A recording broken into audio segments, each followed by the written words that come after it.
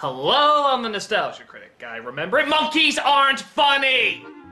So why do we keep using them?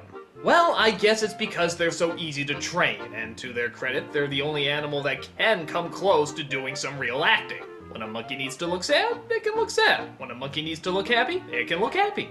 When a monkey needs to piss you off, it makes Dunston checks in.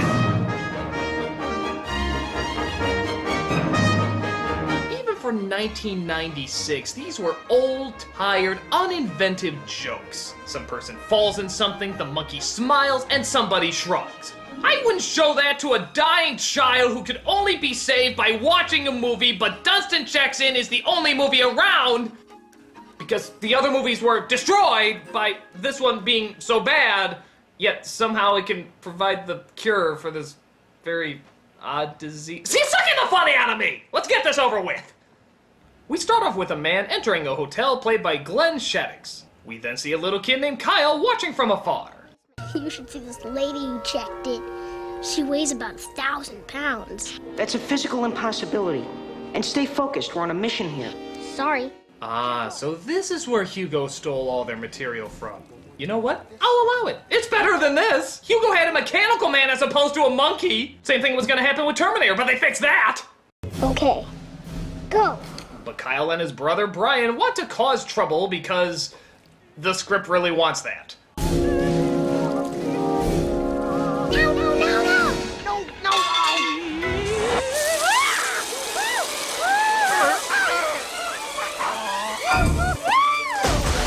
Okay, I'm sorry. I know it's early in the review, but I gotta give a short little comedy lesson here. Water is not funny. It's not.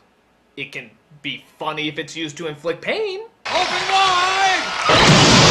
That's funny. Or maybe used to calm somebody down. I'm wet! That's funny. But if it's just used to get somebody wet, what are you left with? Somebody who's fucking wet! Look at... Oh no! I'm wet! Oh, how embarrassing! This will eventually dry off at some point! There's no physical repercussions for any of this. Yeah, seriously, people. Physical comedy is the best way to go. And insert depressing casting choice in 3, 2, 1. Oh, Jason. Oh, Jason. Come on. Who'd you kill? What crime did you commit to have to be subjected to this punishment? You couldn't have read the script while doing Seinfeld and actually said to yourself, hey, this has potential. It has to be to make you suffer for something. Come on. You can tell me. It's because Jerry knew you were funnier than him, right? This was his way of putting you in your place. He's in charge of running the hotel and making sure everything goes according to plan. And let me guess. He's the boys' and the mother is, and a great big fancy party is happening, and the odds of any plot device being original in this movie is... Could you just fax me the disappointment I'm going to receive? We then see the arrival of Dunston in a box with no holes in it, that's promising, who belongs to a performance devoid of any caring by Rupert Everett. That's better. You know, I can do all sorts of tricks. Do you know what my speciality is? No. I can make nosy little boys disappear. Look, I know you're trying to outbad your Dr. Claw performance, but trust me, nobody's gonna steal the thunder from that. Though if there's anyone that can overact you, it's you. Sad. And speaking of not giving a shit about performance, Faye Dunaway is in this movie too, playing the owner of the hotel.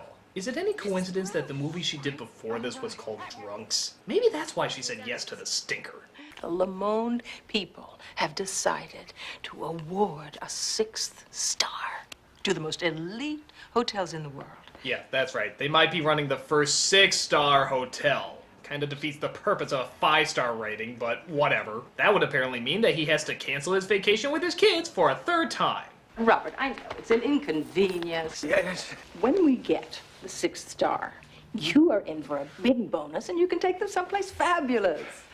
But if we don't get the 6th star, time off just won't be a problem, will it? She's gonna fire someone for not taking 3 vacations? Isn't that like having a waiter pay you for the meal he just brought? Let's get to work. So it turns out Dunston is being used by Everett to steal a woman's jewels on the next floor. Here's your good puppy. Use. Here, talk to Trent. Up. Here's good boy. Oh, you will believe that a monkey can be horribly beaten by his trainer to cry. So he goes in to steal the jewels while going through an experimental phase.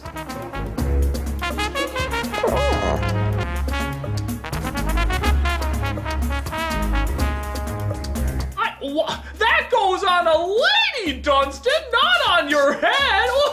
Oh, I never. So after he gets the jewels, he hears Kyle on the roof and goes to check it out. What's the matter?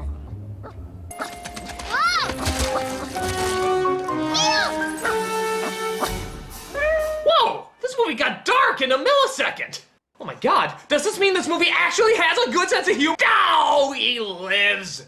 We substituted pain, or even better, death, for just a damn messy joke again. Cursed movie. You gave me hope that an animal could die in this film! But Dunston decides to go rogue and keeps the jewels for himself. Dunston! Dunston, come back here! Dunston, I've got some lovely bananas here. Don't wave your hairy bottom at me! Dunston! You know, I have to admit, for as over-the-top as he is, he's still more subtle than the Duke from Moulin Rouge. I don't know if that's something to be proud of, as most people share that distinction, but it's still worth noting. So Kyle tells his dad about seeing Dunston, but his dad doesn't believe it. So he sets up a video camera to try to film some paranormal activity.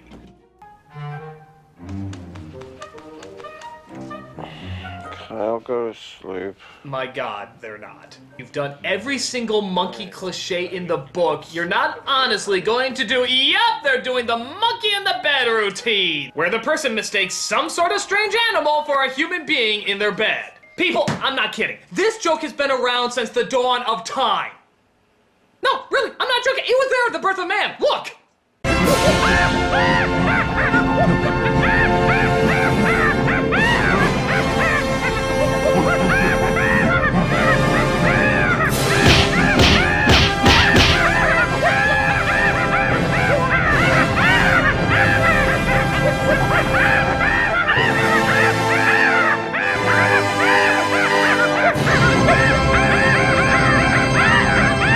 The monkey, of course, eventually leaves, but comes across Kyle on top of a laundry chute. Thank God they fell in an absolute straight line with no movement or weight distribution getting in the way, or else they break their necks instantly, haha. Whoa. Oh, I'm sorry, that's sloppy screenwriting for I sense an immediate connection with you. I think it also translates out to, remember that scene we did a moment ago with a person not realizing that you're behind him? Remember how unfunny that was? You want to do it again? Let's do it again! Come in. Oh, that's just how I like it. Oh, you are astounding. I don't know what you're doing, but it's fabulous. Someone's kissing me. It must be a beautiful woman. Now, I'll make sweet love to you while keeping my eyes closed the whole time. More, William, more. But this time the father sees Dunston, and I have to admit, this is a pretty funny scene. I'll confess, that gets a little bit of a chuckle out of me. But good God, is there anything remotely funny, remotely humorous that can be brought in to breathe some life into this movie? Paging Mr. Herman. Mr. Herman, you have a crappy movie to save with a monkey in it.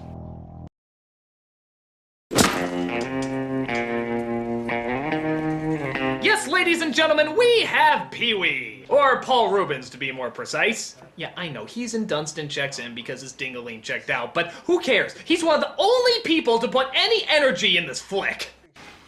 You think it might be cute to put a baby orangutan in your kid's basket? Well, at first it is cute. Then it gets bigger. The kids lose interest. And then one night, you flush it down the toilet. Okay, so he's not funny, but he tries to kill the monkey, and that gets brownie points in my book. But Dunston gets away and works his way to... Holy crap, blood? Really? Hey, maybe chilled monkey brains isn't off the menu. Whoa. Oh, for God's sake, it's just a cut on his hand. Would it kill this movie if you just killed this movie! Got it. You got it, Dunston. So they fix it that Dunston gets one of the rooms as we partake in yet another implausible favorite of the kids are too stupid to question it file, the half-assed disguise.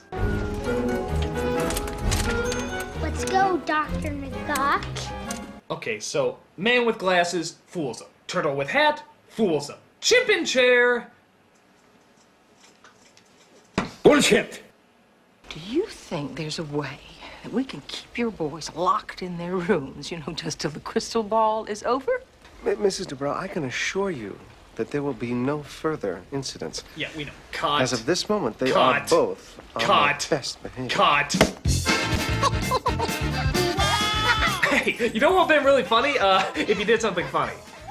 Rupert Everett finds them in the room and does what most people wanted to do since the first Santa Claus movie. An even more endangered species. Alright, just one more for the nose, and I'll consider this a happy ending. Oh, so now we're feeling repentant. Go on then, give Daddy a big hug. Oh no, he opened his mouth and they added a biting sound effect. Good thing that doesn't leave any marks whatsoever. So he gets the kid loose and they go downstairs to the ballroom where they fill the father in on what happened. He tied you up! Yes, and he's gonna hurt Dunston if he finds him. Okay. You guys, you split up. You find the monkey and you take him upstairs to the apartment. I'm gonna take care of Lord Rutledge. No, let's try this again.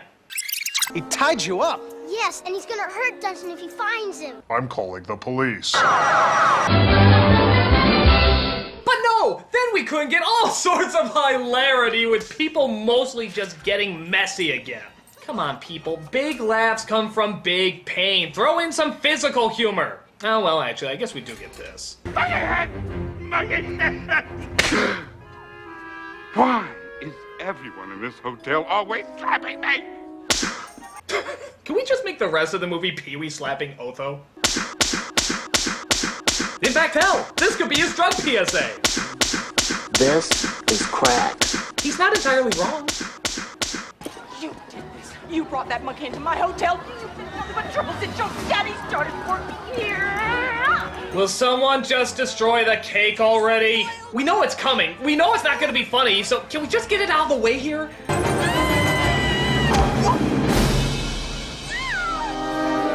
Yeah, by the way, cake isn't funny either. Unless it's done with Eddie Izzard or Portal. But those are rare, very bizarre exceptions.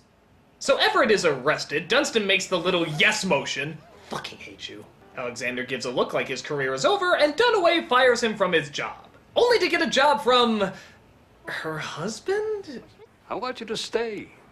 This is the finest hotel in the entire chain. What, they didn't like each other? They split up? That's his weekend hoe? I don't know. But it results in him getting another hotel job in Bali. Why? Because I think the filming crew really wanted a vacation in Bali.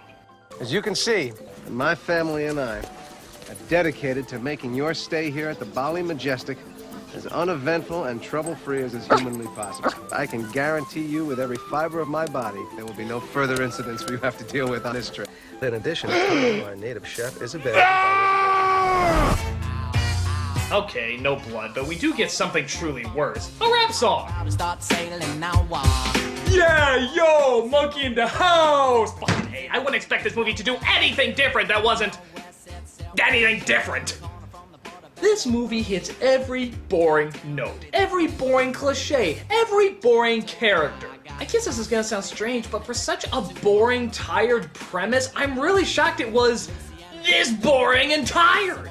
It never takes any risk, never does anything different. I'm just waiting any minute for Clint Eastwood and Clyde to break in and kick their boring asses.